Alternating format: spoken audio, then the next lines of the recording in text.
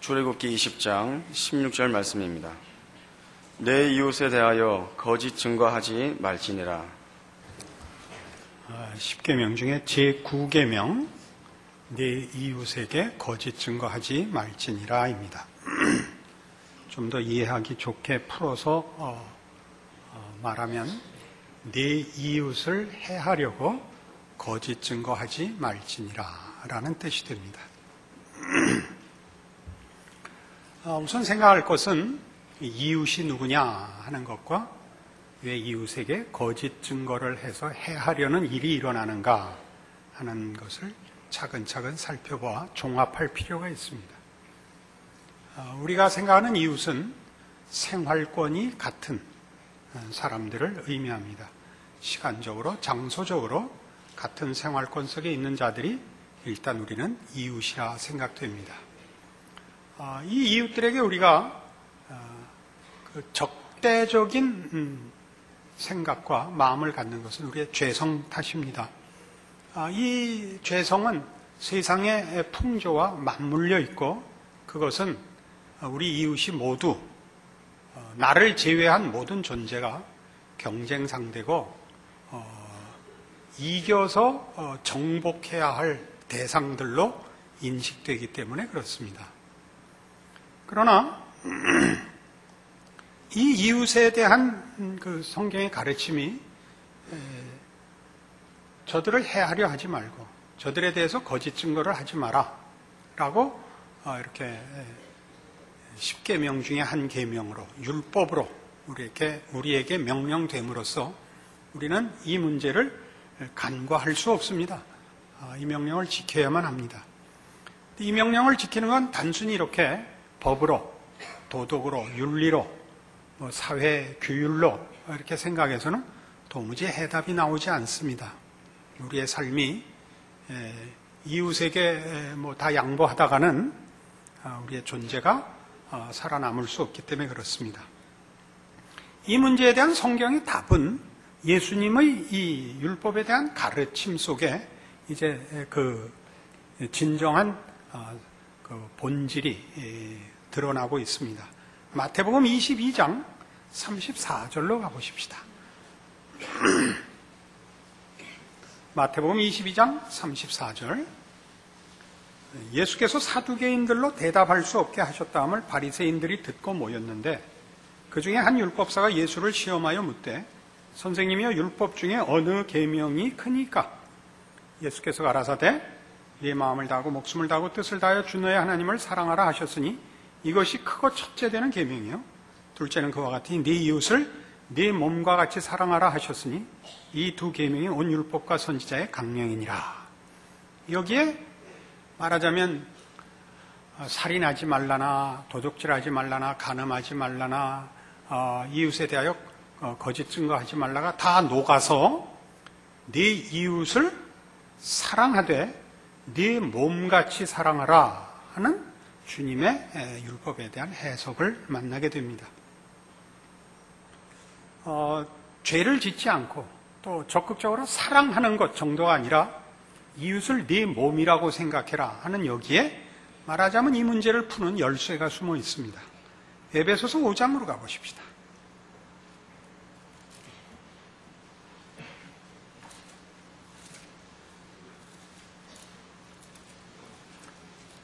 신약성경 315페이지 에베소서 5장 22절입니다.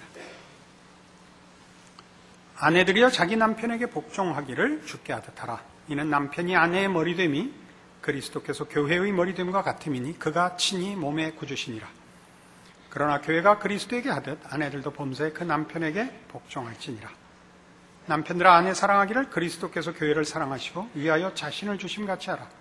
이는 곧 물로 씻어 말씀으로 깨끗하게 하사 거룩하게 하시고 자기 앞에 영광스러운 교회로 세우사 티나 주름 잡힌 것이나 이런 것들이 없이 거룩하고 흠이 없게 하려 하심이니라. 이와 같이 남편들도 자기 아내 사랑하기를 제 몸같이 알지니 자기 아내를 사랑하는 자는 자기를 사랑하는 것이라. 누구든지 언제든지 제 육체를 미워하지 않고 오직 양육하여 보호하기를 그리스도께서 교회를 보양함과 같이 하나니 우리는 그 몸의 지체임이니라. 이러므로 사람이 부모를 떠나 그 아내와 합하여 그들이 한 육체가 될지니 이 비밀이 크도다. 내가 그리스도와 교회에 대하여 말하노라. 여기 아내 사랑하기를 제 몸같이 할지니 이가 등장을 해서 네 이웃을 네 몸같이 사랑하라에 대한 해석의 열쇠를 줍니다. 왜 아내를 자기 몸같이 사랑해야 하느냐? 그것은 교회와 그리스도의 연합 같은 것이기 때문에 그렇다라는 것입니다. 부부란 우리의 경험 속에서는 부부는 분명히 원수가 만난 겁니다. 우린 당황스럽습니다. 왜 하나님이 이 사람을 내 배필로 줬는지 우리는 당황스럽습니다. 그래서 성경은 얘기하기를 부부를 묶을 때는 그 부부가 그리스도와 교회의 연합과 동일한 원리와 그런 하나님의 지혜와 계획과 약속 속에 허락된 것이라고 합니다.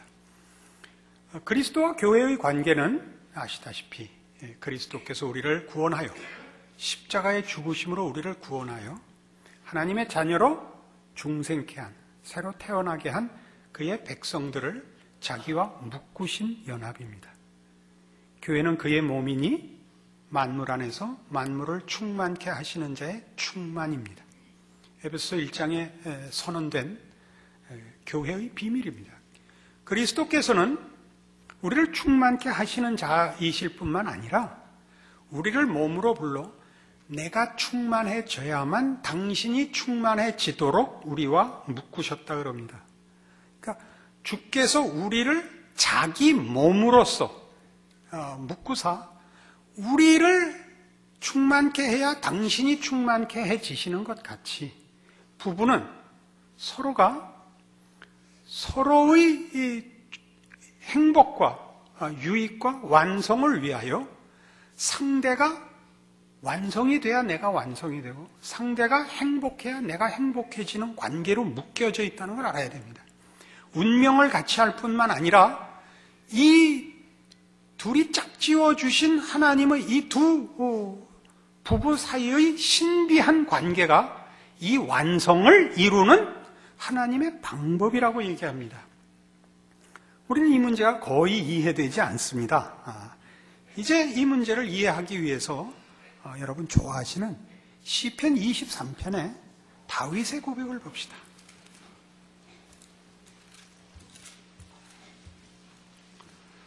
구약성경 817페이지 시편 23편입니다. 여호와는 나의 목자시니 내가 부족함이 없으리로다. 그가 나를 푸른 초장에 누이시며 쉴만한 물가로 인도하시는도다. 내 영혼을 소생시키시고 자기 이름을 위하여 의의 길로 인도하시는도다. 내가 사망의 음침한 골짜기로 다닐지라도 해를 두려워하지 않을 것은 주께서 나와 함께 하심이라. 주의 지팡이와 막대기가 나를 안위하시나이다. 다윗이 여호와를 목자로, 만족할 목자로 그리고 있습니다. 그리고 전생에 걸쳐서 하나님께서 다윗을 인도하신 일에 대하여 전폭적인 항복을 하는 장면인데 사망의 음침한 골짜기로 다닌 경험을 갖고 있음에도 불구하고 그때도 여호와는 나에게 만족스러운 분이었다라고 고백을 합니다. 왜요? 주께서 나와 함께 하시는 탓에 사망의 음침한 골짜기를 다닐 때도 행복했고 그 함께 하심이 뭘로 나타났느냐 할 때 주의 지팡이와 막대기로 나를 지켰다 그럽니다. 목자들에게 있어서 지팡이와 막대기는 양을 해치러 오는 짐승들을 막기 위한 무기가 되기도 하고 양떼들을 억어하기 위한 도구가 되기도 합니다. 근데 이것을 이 지팡이와 막대기로 표현된 이것을 다윗은 사실 사무엘하 7장 473페이지에서 이미 경험한 바가 있어서 이 표현을 쓰고 있는 것입니다. 구약성경 473페이지 사무엘하 7장입니다. 다윗이 여호와를 위하여 성전을 짓겠다고 하자 하나님께서 나단 선지자를 보내어 그 헌신을 받으시되 네가 짓지는 못하고 네 자식이 지을 것이라. 그리고 네 왕권을 영원토록 내가 보장한다라는 축복의 말씀을 하시는 장면입니다. 9절 네가 어디를 가든지 내가 너와 함께 있어 네 모든 대적을 네 앞에서 멸하였은즉 자세상에서 존귀한 자의 이름같이 네 이름을 존귀케 만들어 주리라. 내가 또 내 백성 이스라엘을 위하여 한 곳을 정하여 저희를 심고 저희로 자기 곳에 거하여 다시 옮기지 않게 하며 악한 유로 전거하시는 저희를 해하지 못하게 하여 전에 내가 사사를 명하여 내 백성 이스라엘을 다스리던 때와 같지 않게 하고 너를 모든 대적에게서 벗어나 평안케 하리라. 여호와가 또 네게 이르노니 여호와가 너를 위하여 집을 이루고 네 수완이 차서 네 조상들과 함께 잘 때 내가 네 몸에서 날 자신을 네 뒤에 세워 그 나라를 견고케 하리라. 저는 내 이름을 위하여 집을 건축할 것이요 나는 그 나라 위를 영원히 견고케 하리라. 나는 그 아비가 되고 그는 내 아들이 되리니 저가 만일 죄를 범하면 내가 사람 막대기와 인생 채찍으로 징계하려니요 내가 내 앞에서 패한 사울에게서 내 은총을 빼앗은 것 같이 그에게서는 빼앗지 아니하리라. 이게 바로 하나님께서 다윗과 그의 후손들에게 허락하실 왕권이 얼마나 든든할 것인가를 약속하는 장면에서 혹 마음에 들지 않게 구는 자가 일어나는 한이 있어도 그를 교종하지 패하진 않겠노라 라고 약속하는 부분에서 사람 막대기와 인생 채찍이 등장을 합니다. 시편 23편에서 본 주의 지팡이와 막대기가 나를 안위하시나이다 에 등장한 것과 동일한 의미를 가지죠.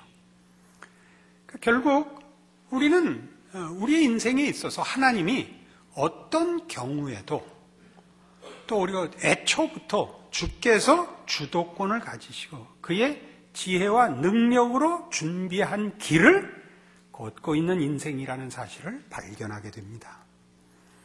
우리는 생각하기에 내 삶의 어려움이 내 이유 때문이라 라고 오해하는 때가 많습니다. 저 사람이 내 자리를 뺏었다. 저 사람이 내 소유를 먼저 차지했다. 그런 것들이 아니고 그런 어려움으로 인하여 우리에게 하나님이 무엇을 가르치고 있는 겁니다. 뭘 가르칠까요? 우리가 누구인가? 우리의 필요가 어디에서 충족되는가를 보게 하는 거죠. 부부로 만나서 배우는 제일 큰 축복이 뭐냐? 사람은 사람을 항복시키거나 만족시킬 수 없다는 것을 확인하라고 부부를 묶으십니다.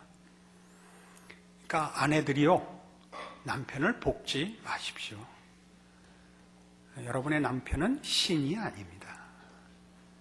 여러분 남편들이요, 아내를 볶지 마십시오. 여러분 아내들은 여러분을 행복하게 해줄 수 있는 능력이 없습니다. 우리는 사랑하는 사람 하나도 만족시켜줄 수가 없고 내 목숨을 버려도 상대방을 행복하게 해줄 수가 없습니다. 성질은 부릴 수 있지만 사람의 필요를 채울 것이 사람에게서 나오지 않습니다. 이걸 배우는 게 부부입니다. 그래서 어느 날인가는 하여튼 누구나 다 이 결론에 오셔야 됩니다. 여보, 내가 당신을 만족시킬 수 없소. 용서하시오. 우리가 하나님 앞에 우리의 필요를 은혜로 주시기를 구합시다. 해서 하나님께 의지하지 않는 한 여러분이 가진 어떤 능력이나 열심이나 진심으로도 부부는 행복해질 다른 방법을 찾을 수 없습니다. 그럼에도 우리는 이것을 우리가 만들 수 있다고 생각하기 때문에, 그리고 우리가 만들 수 있다는 것은 세상이 줄 수 있다는 생각 때문에 서두에 얘기한 것 같이 우리는 이웃과 싸우는 것입니다. 마태복음 7장에 가보십시다.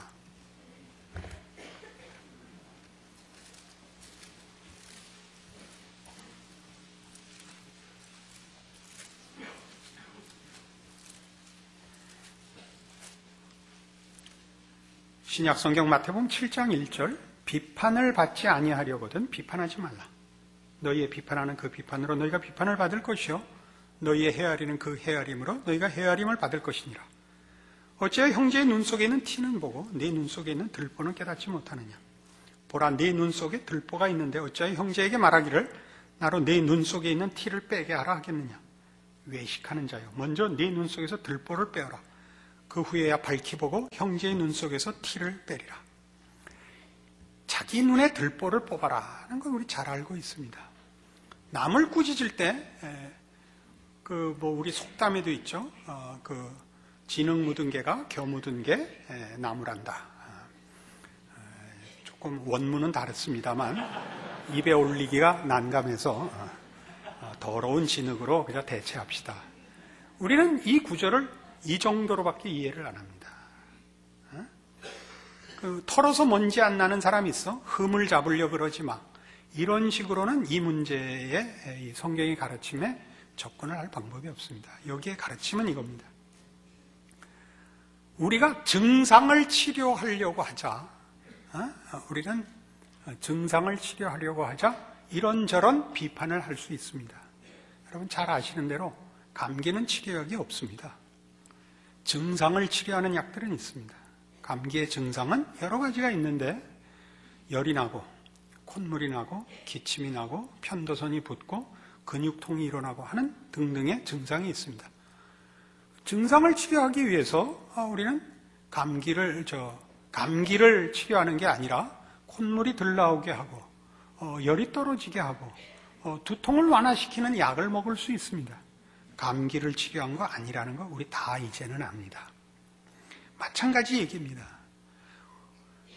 우리가 누구를 정죄할 마음을 가지며 누구에 대해서 분노와 감히 어떤 이웃이라는 나 말고 타인에 대한 존재를 멸시하는 이유는 뭐냐 하면 아까도 얘기한 것처럼 경쟁적 대상이고 이해관계와 맞물려 취급되기 때문입니다.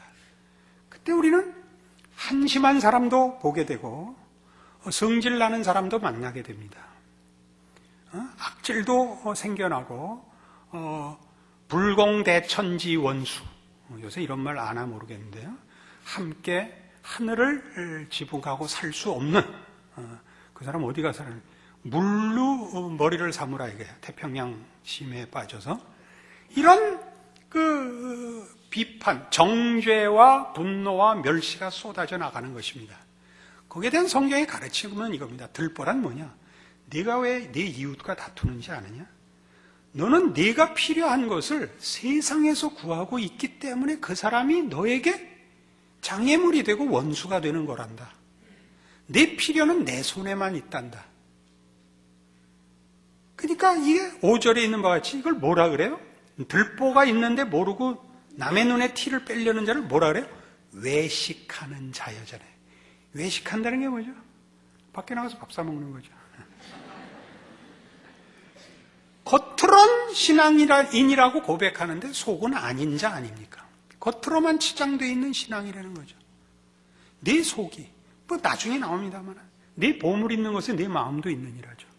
우리가 뭘 소원하고 있느냐? 그걸 누가 약속했고 어떻게 약속했느냐를 다 놓치고 나면 이 놓친 들보를 눈에 박은 채 무슨 싸움을 해야 돼요? 세상에서 생존 경쟁과 자존심 싸움을 할 수밖에 없다 그 얘기입니다. 이때 우리의 이웃은 온통 도둑놈들 뿐이 되고 강도들만 됩니다. 나도 그 중에 하나가 됐죠. 성경이 하는 대답은 이겁니다. 그래서 성경이 이웃에 대한 이해와 그 이해와 맞물린 우리의 신앙을 이렇게 요구합니다. 누가복음 10장으로 갑시다.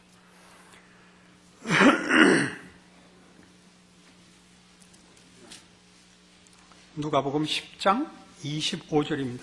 여기에도 동일하게 율법에 관한 논쟁입니다. 누가복음 10장 25절. 어떤 율법사가 일어나 예수를 시험하여 가로되 선생님 내가 무엇을 하여야 영생을 얻으리이까? 예수께서 이르시되 율법에 무엇이라 기록되었으며 내가 어떻게 읽느냐? 대답하여 가로되 내 마음을 다하며 목숨을 다하며 힘을 다하며 뜻을 다하여 주 너의 하나님을 사랑하고 또한 네 이웃을 네 몸과 같이 사랑하라 하였나이다. 예수께서 이르시되 네 대답이 옳도다 이를 행하라. 그러면 살리라 하시니 이 사람이 자기를 옳게 보이려고 예수께 여짜오되 그러면 내 이웃이 누구오니까?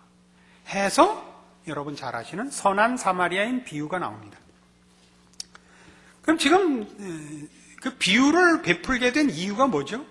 이 사람이 예수님한테 무엇을 해야 영생을 얻겠습니까? 라고 물었고 예수님께서 율법을 행하라 라고 답하셨습니다. 율법이 뭐라고 했냐? 하나님 사랑하고 이웃 사랑하라고 했습니다. 그래, 이웃 사랑해라. 그러니까 이 사람이, 하나님은 대상이 분명하잖아요. 하나님 사랑은. 이웃을 사랑하려니까 어디까지 사랑하면 이웃 사랑이 다 완성이 되는가를 물은 겁니다. 제가 사는 곳에서 반경 4km까지가 제 이웃입니까? 이렇게 물은 거죠. 반경 6km까지가 이웃입니까? 그래서 주님이 선한 사마리아인 비유를 베풀어서 강도 만난 자가 여러 사람의 외면을 당하다가 사마리아인에 의해서 구원받은 비유를 베풀고 36절, 내 의견에는 이 세 사람 중에 누가 강도 만난 자의 이웃이 되겠느냐 라고 물으십니다. 자, 원래 질문은 뭐였죠? 사랑을 베푸는, 율법을 수행하려는 자가 이웃을 사랑하라는 법을 완성하기 위하여 범위를 정해달라고 질문을 던졌습니다. 그러나 예수님의 답은 어디까지 해야 된다가 아니라 강도를 만난 쪽에서 볼 때 누가 이웃이었겠느냐라고 물음으로써 전혀 다른 시각으로 이 율법의 책임을 끌고 가시는 걸 봅니다. 그죠? 어디까지, 누구까지가 내 책임의 한계입니까? 해서 필요한 자, 은혜와 도움이 필요한 자 쪽에서 누가 이웃이었겠느냐라고 물음으로써 전혀 그 질문의 시각을 달리 하십니다. 그러나 이 비유를 들은 자들이 누구나 이해할 수 있게 답은 나오죠. 자비를 베푼 자니이다. 맞다. 가서 그렇게 해라. 이게 뭘까요? 선한 사마리아인이 된다는 게 뭘까요? 말하자면 우리가 우리 이웃을 사랑한다는 것은 아까 부부의 관계에서도 보다시피 부부를 내 몸같이 사랑해야 한다. 주께서 우리를 당신의 몸으로 묶으셨다 하는 개념에서 나왔다시피 하나님이 우리에게 준 이웃이 누구인가를 이해하는 신자의 정체성의 이해의 문제다 이겁니다. 나에게 벌어지는 내 삶과 존재의 어떠한 정황도 그 환경도 하나님이 나를 위하여 준비한 것이라는 것을 아는 신자된 믿음을 가지면, 내가 누구인가라는 신자의 정체성을 가지면 하나님을 의지하고 세상과 다투지 않는 자리를 지키게 될 것입니다. 그게 참다운 이웃입니다. 그때 우리는 당연히 우리 이웃들에 대하여 다투지 않습니다. 그 다투지 않는 건 어느 정도까지 가느냐 하면 마태복음 5장 43절 이하에는 이렇게 되어 있습니다. 밤낮 읽으면서도 감동이 없었던 이 구절 한번 보시죠. 마태복음 5장 43절. 또 내 이웃을 사랑하고 내 원수를 미워하라 하였다는 것을 너희가 들었으나 나는 너희에게 이르노니 너희 원수를 사랑하며 너희를 핍박하는 자를 위하여 기도하라. 왜요? 저들이 있어서 내가 훌륭해지는 겁니다. 사람이 훌륭해지는 데는 적극적인 환경도 필요합니다만 부정적인 환경도 필요합니다.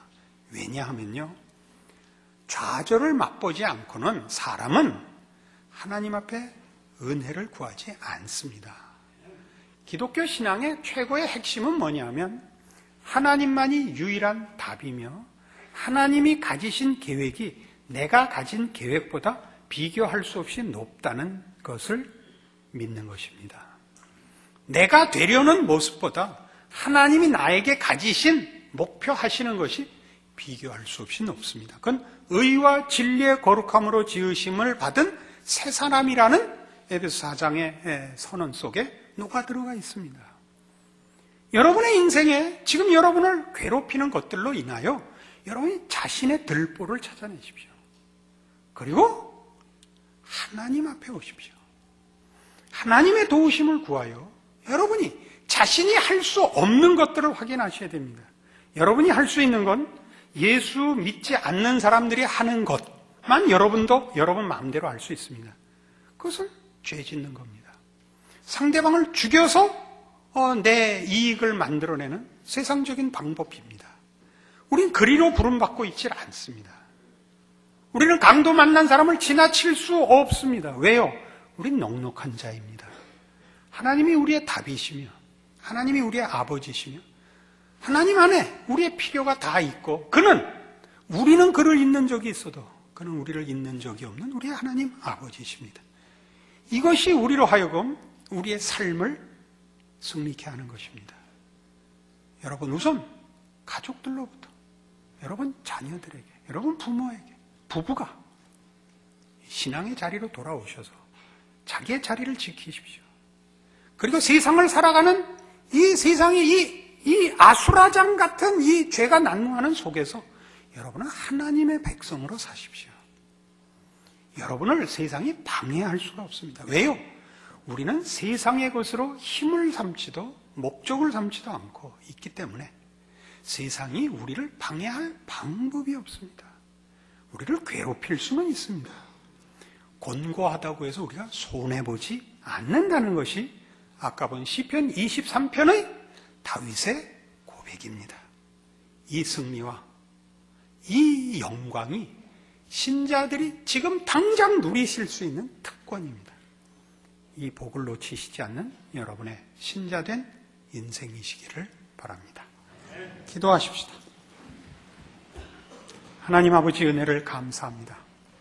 하나님은 우리의 구원이시요, 상급이시요, 자랑이시요, 피난처시요, 영광이십니다.